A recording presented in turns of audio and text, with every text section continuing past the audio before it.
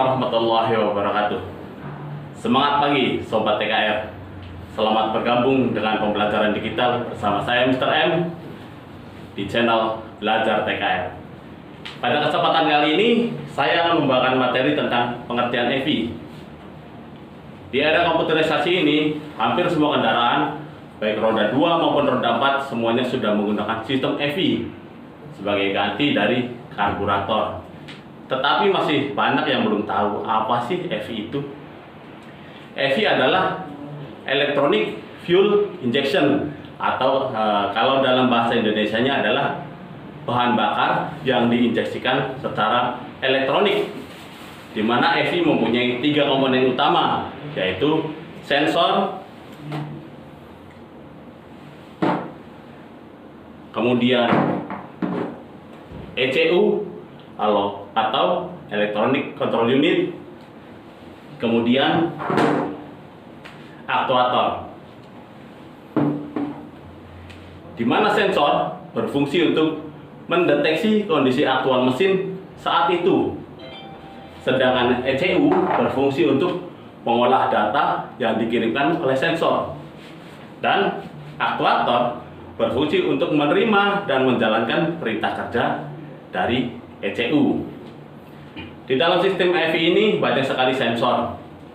Di antaranya ada PIM atau Pressure Intake Manifold yang berfungsi untuk mendeteksi tekanan udara di dalam intake manifold.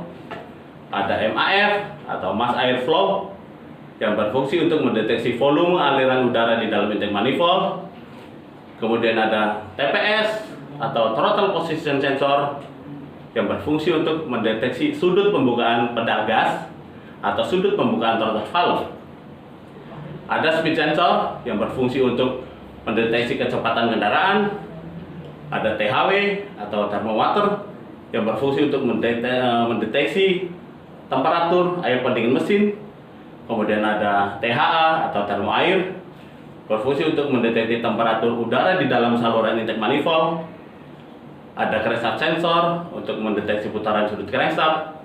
Camshaft Sensor mendeteksi putaran sudut camshaft. Ada Oxygen Sensor yang berfungsi untuk membaca konsentrat udara di dalam ruang exhaust manifold. Ada ISC untuk mengontrol putaran idling, dan ada IGF untuk mengontrol atau menginformasikan tentang pengapian. Jadi sistem kerja EV dengan sistem kerja tubuh manusia itu hampir sama. Kalau di tubuh manusia itu ada panca indera, ada mata, hidung, telinga, lidah, dan kulit untuk bisa merasakan kondisi aktual saat itu. Maka di sistem EV ada yang namanya sensor. Di manusia ada otak, di sistem EV ada yang namanya ECU sebagai komputernya atau sebagai otaknya. Kalau di manusia ada tangan dan kaki yang diberitakan untuk kerja oleh otak, di sistem EV juga ada yang namanya aktuator, ada injektor dan ada coil sebagai aktuatornya. Kemudian saya akan menceritakan sedikit bagaimana proses kerja dari sensor-sensor itu sehingga EV bisa bekerja dengan normal. Pada saat mesin pertama kali dihidupkan, maka mesin masih dalam kondisi dingin. Ketika kondisi dingin ini, ada yang namanya sensor THW atau termometer. Dia membaca kondisi mesin dingin lalu melaporkan kepada ECU bahwa kondisi mesin masih dingin, sehingga ECU diolah datanya untuk menambahkan sejumlah bahan bakar pada injektor. Kemudian juga mengontrol ke ISC sehingga RPM mesin akan dinaikkan. Dengan RPM mesin naik ini, maka suhu kerja normal mesin akan lebih cepat tercapai. Setelah suhu mesin tercapai, maka akan kembali turun. Kenapa turun? Karena si THW menginformasikan kepada ECU bahwa mesin sudah mulai panas, suhu kerja normal mesin sudah tercapai, sehingga RPM menjadi turun. Artinya bahan bakar dikurangi lagi, Kemudian setelah idling, mesin akan jalan, kemudian digas. Nah, pembukaan sudut gas atau throttle valve ini ya akan dibaca seberapa besar pembukaannya oleh TPS atau Throttle Position Sensor. Kemudian melaporkan ke ECU. Ketika pertama kali digas atau akselerasi, maka ECU menerima informasi dari sensor TPS bahwa ini butuh penambahan bahan bakar yang banyak, sehingga ECU memerintahkan aktuator yaitu injektor untuk memberikan sejumlah bahan bakar. Supaya apa? Supaya responnya tercapai bagus, akselerasinya bagus. Ya, itu tadi keuntungan EV yang pertama, yaitu akselerasi lebih respon. Ingat, perlu digarisbawahi ya, akselerasi lebih respon. Kemudian ketika kendaraan sudah mulai berjalan konstan, maka beban kendaraan akan menjadi ringan. Ketika beban kendaraan ringan, maka si ECU akan memerintahkan kepada injektor untuk mengurangi konsumsi bahan bakar, sehingga bahan bakar akan menjadi lebih irit dan gas buang akan menjadi lebih bersih. Ingat, itu keuntungan yang kedua dan ketiga. Yang kedua tadi bahan bakar lebih irit, dan yang ketiga emisi gas buang lebih bersih.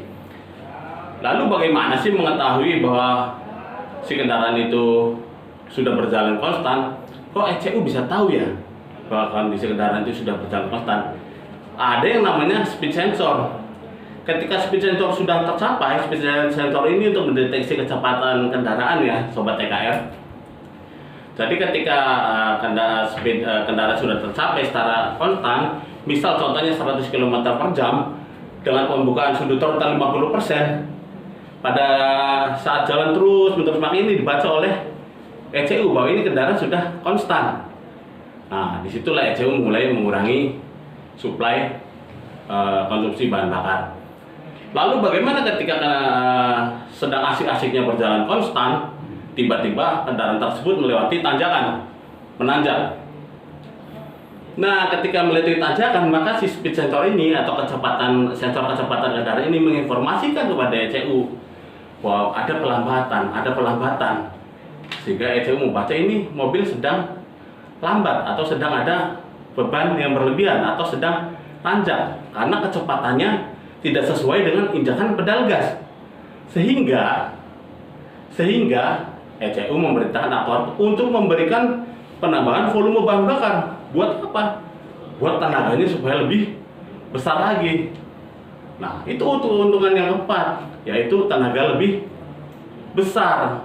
Ya, ini tenaganya lebih besar.